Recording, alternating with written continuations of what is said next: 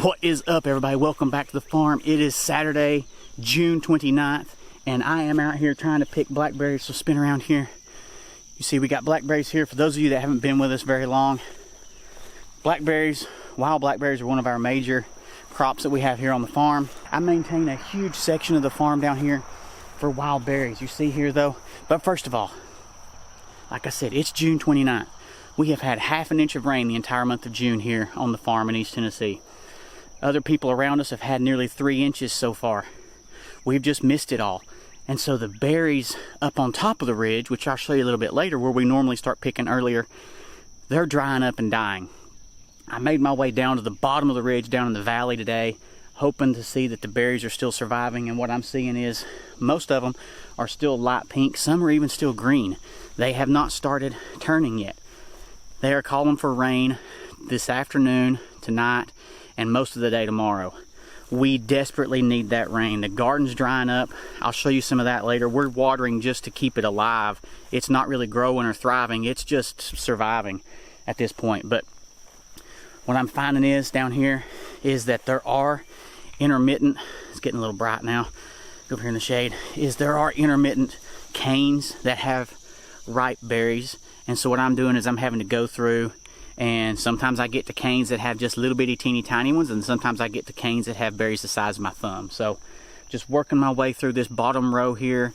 I've got 6 rows of berries here that are each one probably 100 to 120 yards long. So there's a whole bunch of berries in here. And then I'm not even talking about on the other side over here where I've got berries dispersed all over the place. So let's get over here and I'll kind of give you an idea of what I'm looking at. All right, so here's an area that I've already picked out down on the lower part of the trails. Let me turn that down a little bit. There we go. So these are relatively small berries, but there's a ton of pink berries still here. Pink to medium red. These berries, if we get this rain today and tomorrow, these berries are going to ripen up, they're going to plump up, and they're going to turn into pretty good berries. But there's several canes down here where the berries have already turned completely, and those are done for now. Once they've turned like that, they're not going to plump up and continue to grow. So like see here, here's a series of canes that have already turned, and see the berries, they're black. They taste good. They're a little tart compared to the big thick plump berries that tend to be a little sweeter. But it's all in what people want. And right now with this drought hitting East Tennessee, I got people messaging me that are our historical longtime customers contacting me saying, hey, we can't find berries anywhere, especially wild berries. Nobody wants to buy tame berries, and I totally understand. We have tame berries at the house and we just leave them for the birds. They're trash compared to these wild berries, honestly. That's just, and that's not just my opinion. I mean, it is my opinion, but a lot of our customers, they won't touch a tame berry. They just do not have the flavor of these wild berries, and the seeds in the tame berries are so much larger than these wild berries as well. So anyway, go over here. I found a bush. I found a berry cane clump over here a while ago that's loaded with big berries, and I'll go show you what those look like. So here's an example of just one of the rows that I keep mowed off. I actually drive down this road. I'll park out at the end sometimes. We also hunt down at the end of this path, so I try to keep it wide enough for us to drive through and do things. But look at this clump of berries right here.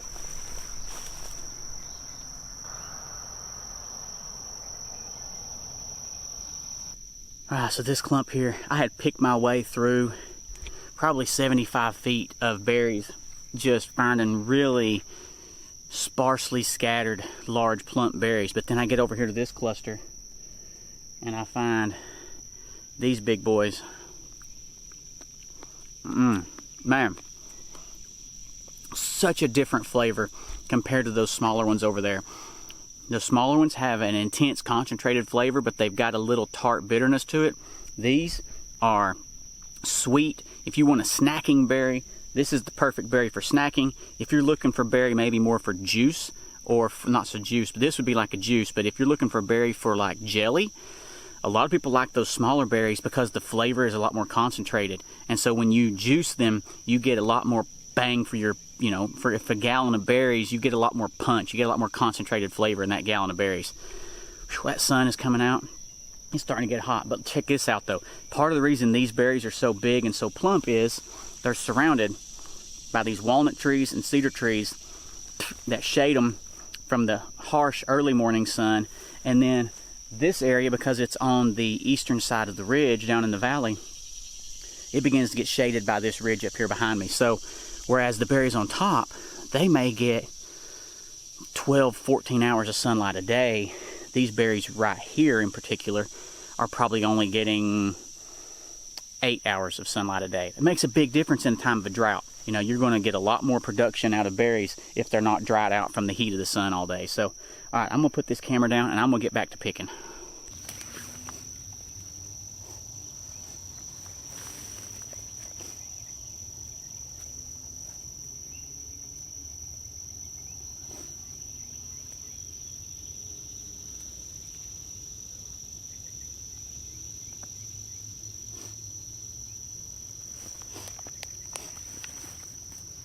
All right, everybody, we're back up at the house now. Finished picking some berries down there. Ran out of ripe berries, so loaded up and came back up to the house. There are a lot of dark clouds passing overhead right now, so, you know, whether we get rain or not, you know, really hoping we do, but if nothing else, this cloud covers and the wind is picking up. It's really giving a little bit of relief from the just, you know, upper 90 heat indexes we've been having here for the past 2 weeks now. It's just been insane, the heat we've been having, and then the fact that there's been no rain just blows my mind. But back here behind me, you see my peach tree. Go back over here. Let me change that. There you go. So you see the peach tree. I've had to start propping it up. The limbs started getting so heavy that I had to start trying to support them so that it wouldn't break over. But we started harvesting our peaches, I guess 3 or 4 days ago. We've already made a couple peach desserts with them, but the tree is hanging full. I mean, you see that there? I mean, the tree is just hanging full, and they are so close. They are so close. I really think that when they start really ripening, that, I mean, I'm going to have just buckets of peaches coming in, and they're all going to come in just a matter of a couple of days of each other. The big problem I'm having right now is we've never had Japanese beetles up here on top of the ridge. I don't know what it is. The soil, I don't know, whatever, but we've never had many Japanese beetles up here. Well, this year we are infested with them, and so I've got a Japanese beetle trap hanging over here beside the peach tree. I hung it up, and in the first 15 minutes I bet there were 100 in the trap. And it uses the pheromones of the Japanese beetle to attract them in there. So there's no chemical or anything that's killing the beetles. They're all in the bag, they're still alive. I'm going to take the bag over to the chicken coop later, and I'm going to feed them to the chickens. I did take some of the chickens that I had found on a peach the other day, took them over there, and the chickens just devoured them. So that bag is going to become chicken buffet here in just a little bit. But one more thing, I can't remember if I talked about this before, but you see these beach ball looking things hanging up back here. My neighbor has a big orchard. He's got 100, and it ranges because he's always cutting down trees and planting new trees. Usually it's around 125 peach trees. And he had problems with crows, just like I've had up here with different things, with the apples mainly. And he told me to get these balls and hang them up. I don't think I've had a crow in my yard since I put those balls up. Now the squirrels are starting to come back in here, and so it kept the squirrels away for like a week and a half, and they're getting used to them now, so they're coming back.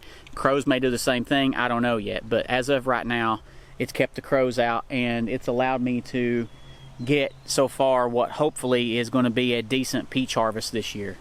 Whereas, you know, I've lost my peaches the past 2 years, but part of that was mainly because of late frosts that we've had, not so much because of the critters. Now the apples, I lose all my apples almost every year because of squirrels, deer, crows, you name it. The crows come and they'll poke a hole right in them and the apple will just rot. It's so frustrating. Anyway, I'm going to check these peaches, and then I'm going to hop on the tractor and I'm going to do a little bit of bush hogging, hopefully before the rain comes.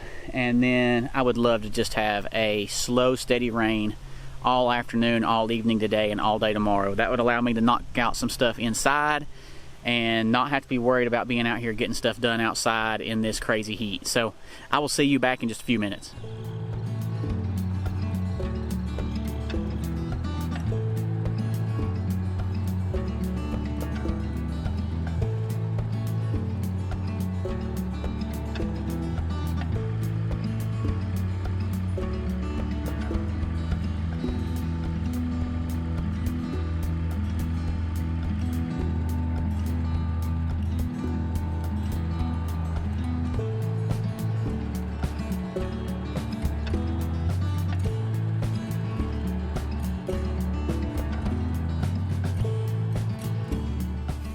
Whew, what a long hot day.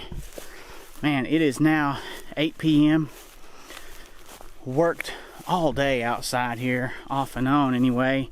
Had to go in and take drink breaks every now and then just to stay hydrated, but did a lot of tractor work. See back here, did a lot of bush hogging there. Come down here and show you some more. So I tried to take advantage of, you know, the fact that it was so hot out here, and just kind of did tractor type stuff. So bush hogged off more blackberry rows here. Come down here. Oh, let's see, here's another one that I mowed off right here. So, and then there's a flat area back over there. Mowed all that off too. So, I'm gonna get out here now. The sun's starting to go down on the other side of the ridge. So now we can come out and start doing some more physical type work. But did pick some more peaches earlier. I forgot to mention I had Trey pull our storage onions that were ripe yesterday, I guess that was. I had him come out and pull those, so we got those beds turned back over by hand, and we did a late planting of different types of peppers. So we put some poblanos and shishitos and more California Wonders and cayennes. Did we plant something else? I can't remember. Anyway, we got all those planted after we pulled the onions out of the box beds. So I'm gonna walk up here, I'm gonna get in the truck, I'm gonna go down and water the other garden, because guess what? The rain that was forecast to come in today, the 50% chance of rain never materialized. So we did not get any rain, and garden is still on life support. So I've got to go take care of it. So let's go. I'll see you down at the other garden. All right, gonna be kind of a quick update down here at this other garden. So you see back here behind me, the corn's getting up really good. It's about, I'm gonna say, 3 to 3.5 feet tall. The white half runners are climbing the trellis back there, and then the contenders and blue lakes are down here blooming right now. So they're doing good. What's saving us is we're having a heavy dew every night, and the plants are getting enough moisture right now from the dew to keep growing and surviving. The tomatoes and peppers, they're struggling quite a bit, but we're basically just got them on life support, coming down here watering them every single day. But beans looking good, cucumbers are growing good, corn's looking good, okra's doing good. The squash are starting to pick up as their roots are developing. They're starting to pick up and start growing as well too. So garden here's actually looking pretty good. I ain't gonna mess with tilling it or hoeing it right now and getting the weeds out, because we haven't had any rain. The ground is so dry, any moisture that's down there deep, if I go through and disturb it too much, we're just going to lose any of that moisture. So I'm trying to leave this alone as much as I can till we can get a good rain. So I'm going to get this stuff watered, and that'll probably be it for this video. So thanks for watching. Drop a comment below. Let me know if you guys are suffering through any kind of drought or whatever, how you're handling it. And thanks for watching. If you haven't yet, I'd really appreciate it if you hit that subscribe button. You can hit the bell to be notified every time we release a new video. Thanks for watching. Happy gardening.